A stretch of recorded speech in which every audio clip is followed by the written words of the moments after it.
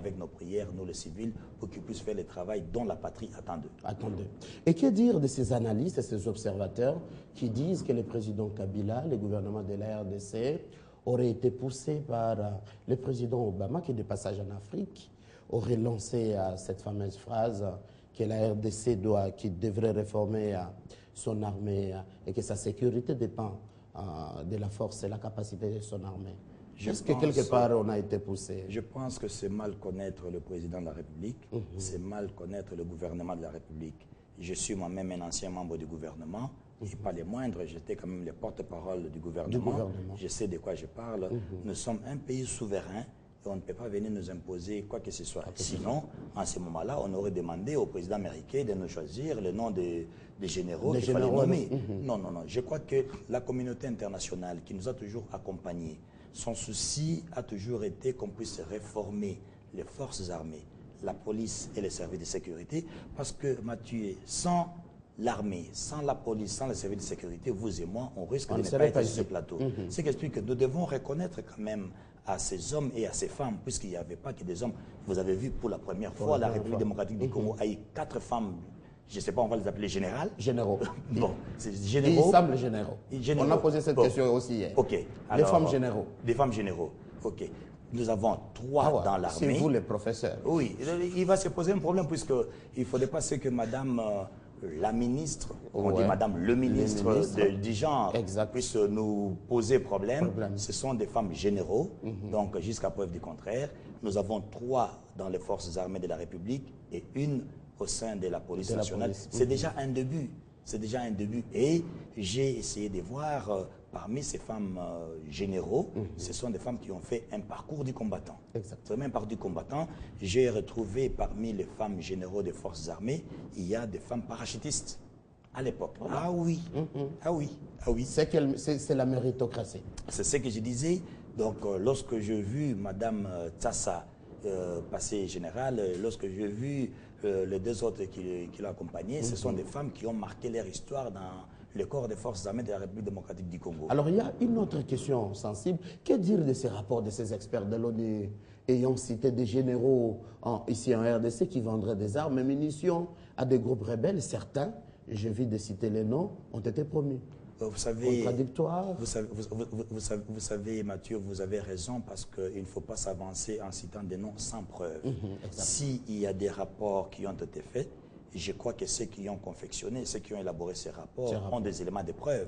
Lorsque ces éléments de preuve seront mis à la disposition des autorités de la République démocratique du Congo, je crois que ces dernières vont saisir la justice de telle sorte à ce que la justice puisse faire son travail. D'ailleurs, vous remarquerez que même au sein de la justice militaire, on a promu des généraux, on a élevé d'autres au niveau supérieur, de telle sorte que lorsqu'il y a des abus, que les généraux soient en mesure d'être jugés par les généraux. Parce que la discipline de l'armée, vous ne pouvez pas juger quelqu'un qui est supérieur à vous si vous vous êtes... Donc voilà, ce qui a fait que le président de la République, avec le Conseil supérieur de la défense, ils ont fait de sorte à ce que tous les corps de l'armée, les corps de la police, puissent avoir des généraux, de telle sorte que maintenant on ne puisse plus avoir des faux fuyants. On a même en communication une presse militaire. Bien sûr, le général Kassonga. Oui, le général Kassonga qui, depuis longtemps, c'est, je peux dire, notre collègue. C'est un homme des médias. Qui, d'ailleurs, j'étais surpris les jours où lui faisait la lecture des ordonnances. Et lui-même était déjà en passant en rouge. Je me suis dit, c'est pas vrai, c'est un général qui fait la lecture. Mais je me suis vite saisi parce que c'est un homme des médias, c'est un homme de presse. Et j'en profite pour les féliciter. En fait, féliciter tous les généraux qui ont été élevés à cette dignité, en commençant par le chef d'état-major général, qui est le général d'armée Didier Etumba. Donc, il faudra que nous puissions désormais nous habituer à ces nouvelles appellations. Et aussi, il faudra qu'on puisse souhaiter une bonne retraite aux généraux d'armée Liwanga, Kisempia, Kayembe et je ne sais pas, non, qui ont été très loyaux. Oui, oui. Donc, ce sont des personnes qui ont occupé de très grandes fonctions dans ce pays. Et tiens, j'allais oublier le grand amiral Mavoie. Nous avons 2 grands amiraux, il y a Liwanga et Mavoie.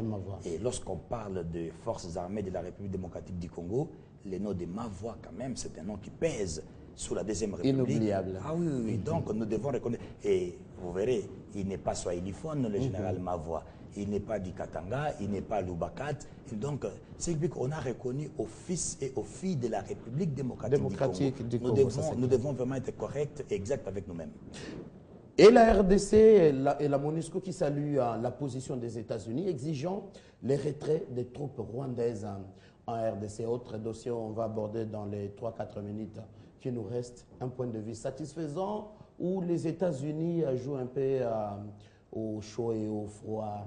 On reconnaît, mais on n'exige pas. Et on ne veut même pas citer à ces pays-là voisins d'arrêter. Enfin, la plus grande puissance militaire du monde s'est prononcée. Mais sans citer les pays, non, ça pose aussi problème. Non. Hier, moi, j'ai suivi la dame qui a parlé, et elle a cité nommément le président Paul Kagame du Rwanda. Elle a cité. Donc, enfin, les États-Unis se sont prononcés. Mais avant cela, n'oublions pas que lors de son passage sur le continent africain, particulièrement en Tanzanie, le président Barack Hussein Obama avait parlé et a demandé aux pays voisins de la République démocratique du Congo de ne pas s'immiscer aux affaires internes de la République démocratique du Congo. Et il a demandé que ceux qui alimentent les groupes rebelles puissent arrêter. Et enfin, demain, lorsque j'ai suivi le communiqué que la dame a lu, après il y a eu le président d'une organisation internationale qui a aussi parlé parce qu'ils ont des preuves palpables. Et cela m'a fait penser à un passage biblique. Lequel? Le passage qui dit il y a un temps pour chaque chose. Voilà. Il y a un temps pour commencer la guerre, il y a un temps pour arrêter la guerre. Mais en matière de guerre, lorsque vous la commencez, vous ne savez pas comment elle va se terminer. Et ceci m'a fait penser à deux personnalités congolaises, pas les moindres.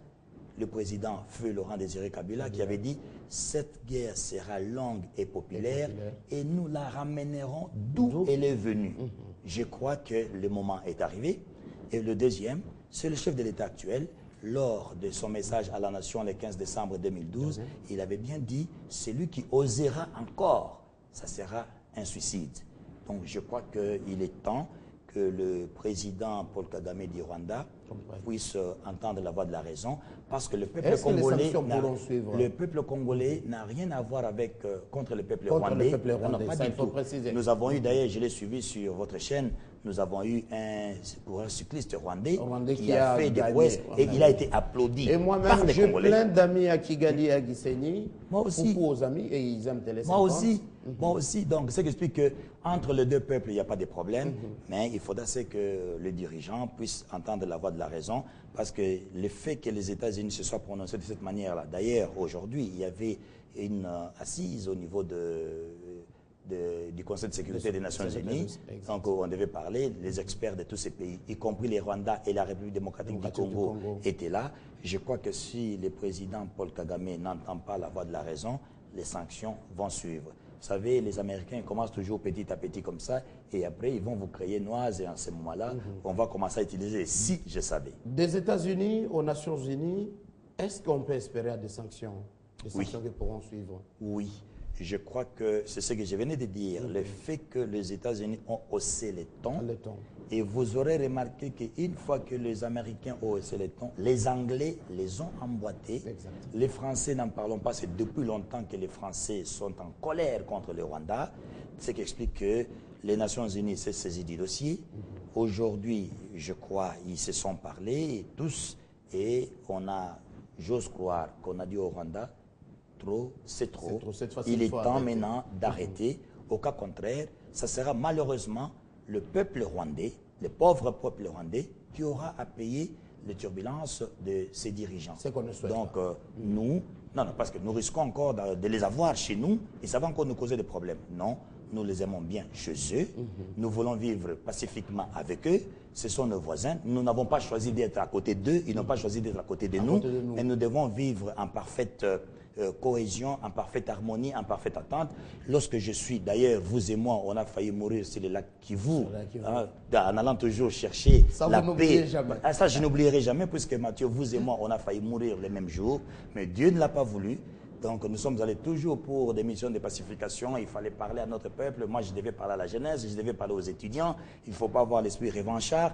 Donc, ce qui fait que nous aimons bien vivre avec nos voisins, que nos voisins aiment aussi vivre avec nous, sans pour autant nous créer de la désolation chez nous. Donc, ce que nous parlons pour le moment, nos pensées sont tournées vers nos compatriotes qui souffrent encore des affres de ces M23. Je crois que maintenant que les forces armées de la République démocratique du Congo sont décidées, avant que la force d'intervention spéciale des Nations Unies puisse se mettre dans le jeu, qu'ils puissent arrêter parce que nos mères, nos tantes, nos frères, nos cousines, nos amis, nos connaissances de là-bas ont assez souffert. Les enfants ne vont plus à l'école.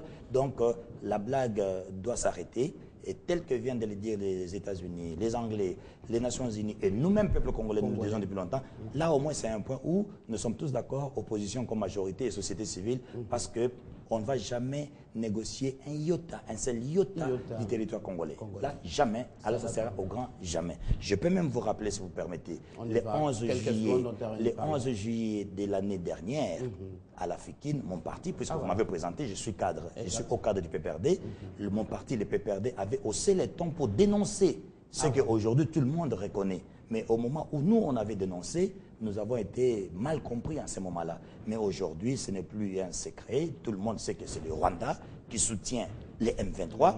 Alors nous demandons aux Rwandais de bien s'organiser chez eux, d'organiser les problèmes chez eux. Et de laisser la RDC s'organiser à sa manière. Nous avons nos problèmes, ils ont leurs problèmes. Qu'ils mettent de l'ordre chez eux, nous sommes en train de mettre de l'ordre chez nous. Voilà. Professeur des universités, au cadre du PPRD, vous êtes cadre de la majorité présidentielle, Toussaint Tshilombo Send. Merci d'avoir répondu à notre invitation. Je vous remercie de m'avoir invité. Une occasion pour moi, vraiment une première, de dire bonsoir et merci à un grand téléspectateur.